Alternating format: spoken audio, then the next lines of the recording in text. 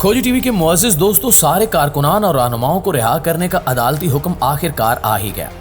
PDM ने तहरीके इंसाफ की मर्कजी क़यादत और कारकुनान के खिलाफ जितने भी हरबे इस्तेमाल किए थे वो धीरे धीरे नाकाम हो रहे हैं। गैर कानूनी गिरफ्तारियों से लेकर बार बार रिहाई और फिर गिरफ्तारी तक हर हरबा नाकाम हो रहा है। ऐसा लग रहा है कि पीडीएम और फाशिस्ट हुकूमत ने जितने जाल बिछाए थे वो सारे टूट रहे हैं और तहरीके इंसाफ की सच्चाई पर मबनी तहरीक दोबारा उभर कर सामने आ रही है। मरियम नवाज ने जजेस को ब्लैकमेल करने के लिए ऑडियो रिलीज की, फिर वीडियोस की धमकियां भी मिलने लगी। इसके बाद तहरीके इंसाफ की सियासत खत्म करने के लिए गिरफ्तारियों का सिलसिला भी शुरू किया गया। लेकिन आज पेशावर हाई कोर्ट से लेकर सुप्रीम कोर्ट तक हर जगह पीडीएम नाकामी से दो चार हो रही है। इस वीडियो में आज हम आपको बताएंगे कि किस तरह पेशावर हाई कोर्ट ने हुकूमत का सियासी इंतकाम पर मबनी इकदाम गैर कानूनी साबित किया और किस तरह सुप्रीम कोर्ट पीडीएम को पिछाड़ रही है। नाज़रीन ग्रामी, पीडीएम ने मुनज़्ज़म साजिश के जरिए तहरीके इंसाफ के कारकुनान की गिरफ्तारियां एक ऐसे कानून के तहत करवाईं जिसके खिलाफ कोई भी अपील कारगर साबित नहीं हो सकती थी और न ही हुकूमत का इसमें कोई अमल दखल मालूम होता था। ये काला कानून तवील अरसे से लोगों की जिंदगियां अजीरन बना रहा है। इसके खिलाफ वकला ने भी तहरीकें चलाई, लेकिन आज तक कोई खास नतीजा नहीं निकला। अब तक जितनी भी गिरफ्तारियां हुई हैं वो सब 3 और 6 MPO के तहत हुई हैं। लेकिन आज पेशावर हाई कोर्ट ने तारीख रकम करते हुए एक ऐसा फैसला सुनाया है कि सारे पाकिस्तानियों के दिल खुश हो गए।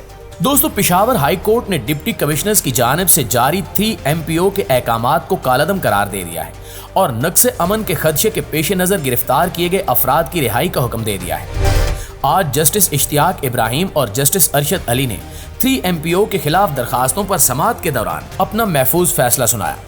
समाअत के दौरान एडवोकेट जनरल आमिर जावेद ने दलाइल में कहा कि आइन के आर्टिकल 245 के निफाज के बाद हाई कोर्ट का इख्तियार नहीं है कि रिट सुने। पंजाब और खैबर पख्तूनख्वा में आर्टिकल 245 लगाया गया था।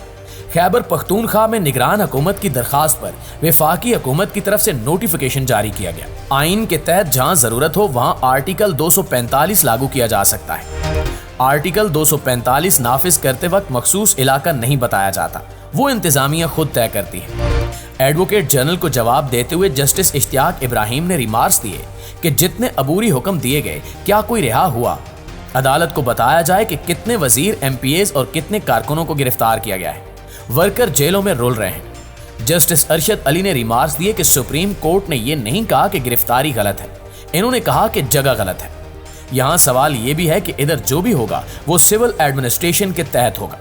PTI के वकील ने अदालत को बताया कि यह नोटिफिकेशन निगरान काबीना ने जारी किया, जिसके 90 दिन कब के पूरे हो चुके हैं।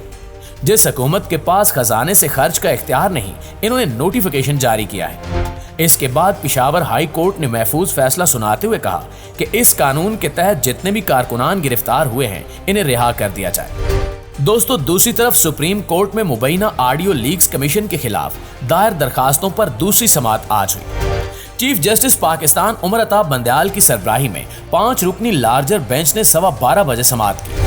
हम जिस बात की जानिब इशारा कर रहे हैं वो यही है कि नून लीग और दीगर जमातों के सारे हरबे और हथकंडे धीरे धीरे नाकाम हो रहे हैं और तहरीके इंसाफ को मुसलसल कामयाबियां नसीब हो रही हैं। इसमें तहरीके इंसाफ की लीगल टीम का सबसे बड़ा किरदार है, वरना ये सब हरगिज मुमकिन ना होता।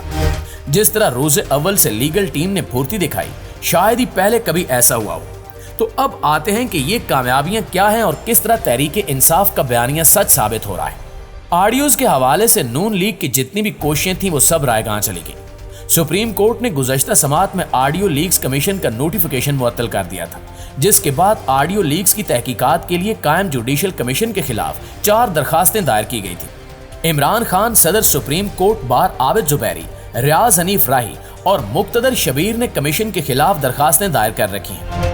इसके बाद से सुप्रीम कोर्ट के हुक्म पर ऑडियो लीक्स इंक्वायरी कमीशन ने कार्रवाई रोक रखी थी। अब नई पेशरफ्त ये हुई है कि इस्लामाबाद हाई कोर्ट ने ऑडियो लीक्स की तहकीकात करने वाले कमीशन को साबिक chief justice supreme court Saqib Nisar के बेटे नजम साकिब के खिलाफ कार्रवाई से भी रोक दिया है। नजम साकिब ने हाई कोर्ट में स्पीकर कौमी असम्बली की जानिब से बनाई गई स्पेशल कमेटी की तश्कील चैलेंज कर रखी है, जिस पर अब अदालत ने इस मामले पर वफाकी हुकूमत से जवाब मांगा है। जस्टिस बाबर सतार ने समाअत के दौरान इस्तफसार किया कि क्या ये स्पेशल कमेटी है। इस पर वकील लतीफ खोसा ने कहा कि स्पेशल कमेटी के लिए भी वही रूल्स होंगे जो आम कमेटी के लिए होते हैं। वकील ने दलाइल दिए कि कोई मुतलका वजारत इस मामले में है ही नहीं। ہم نے نہ صرف یہ چیلنج کیا کہ اسپیکر اور اسمبلی کو پرائیویٹ معاملے کو دیکھنے کا اختیار نہیں، سپریم کورٹ میں جو معاملہ زیر التوا ہے ہم نے اس کو چیلنج نہیں کیا۔ آڈیو لیک دو پرائیویٹ لوگوں کے درمیان مبینہ طور پر کی گئی بات ہے۔ پارلیمنٹ کو دو پرائیویٹ لوگوں کے معاملے کو دیکھنے کا اختیار نہیں ہے، جس کے بعد آڈیو لیکس کی تحقیقات کے لیے قائم کمیشن نے سپریم کورٹ کی جانب سے کارروائی روکنے کے حکم پر رد عمل دیا کہ انہیں سنے بغیر یہ فیصلہ دیا گیا، جبکہ کوئی جج ذاتی مفاد سے متعلق کیس نہیں سن سکتا۔ جوڈیشل کمیشن کے سیکرٹری نے عدالت عظمیٰ میں جمع کرائے گئے جواب میں کہا کہ کمیشن نے آرٹیکل 209 پر اپنا موقف پہلے اجلاس میں واضح کر دیا تھا۔ واضح کیا تھا کہ کمیشن کی کارروائی کو سپریم جوڈیشل کونسل کی کارروائی نہ سمجھا جائے۔ کمیشن نے اعتراض اٹھایا کہ چیف جسٹس عمر عطا بندیال کی سربراہی میں 5 رکنی بینچ یہ کیس نہیں سن سکتا۔ ذاتی مفاد سے متعلق کیس کوئی جج نہیں سن سکتا۔ کمیشن آڈیو لیک کی انکوائری میں کوئی ذاتی دلچسپی نہیں۔ کمیشن کو یہ ذمہ داری قانون کے تحت دی گئی ہے۔ آڈیو کمیشن آئین و قانون کے مطابق اپنی ذمہ داری پوری کرے گا۔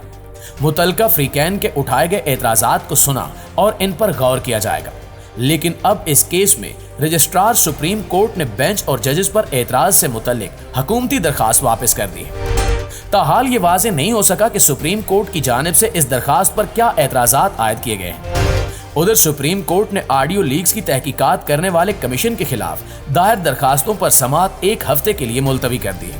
اس ساری کارروائی سے یہ تو ثابت ہو گیا کہ نون لیگ کی لیک کروائی گئی آڈیوز اب کسی کام کی نہیں ہے، کیونکہ سپریم کورٹ کے حکم کے سامنے کسی کی نہیں چل سکتی۔ دوستو، اس حکومت نے فسطائیت اور ظلم و جبر کے ایسے ریکارڈ توڑے ہیں کہ کسی کو یقین نہیں آ سکتا، لیکن جو ہی ان کو معلوم ہوا کہ اس سے کچھ نہیں ہو رہا تو ججز کو براہ راست بلیک میل کیا جانے لگا اور ان کی آڈیو ریلیز کی گئی تاکہ یہ تاثر دیا جا سکے کہ یہ سب کرپٹ ہے۔ لیکن یہ بھی حقیقت ہے کہ آج تک جتنی بھی آڈیوز لیک ہوئی یا ریلیز کروائی گئی وہ سب نامکمل ہیں، اور ان پر اگر مزید کارروائی ہوئی بھی تو حکومت خود اس میں پھنسے گی، کیونکہ جب ان آڈیوز کے نامکمل حصے منگوائے جائیں گے تو صاف واضح ہو جائے گا کہ حکومت نے ایڈٹ کی گئی آڈیوز کو ڈھال بنا کر تحریک انصاف اور ججز کو بلیک میل کرنے کی سازش رچائی، جس کے بعد عین ممکن ہے کہ ان کے خلاف توہین عدالت بھی لگ جائے۔ دوسری طرف اگر دیکھا جائے تو ہمارے آئین نے ہر شہری کو رائٹ ٹو پرائیویسی دے رکھی ہے۔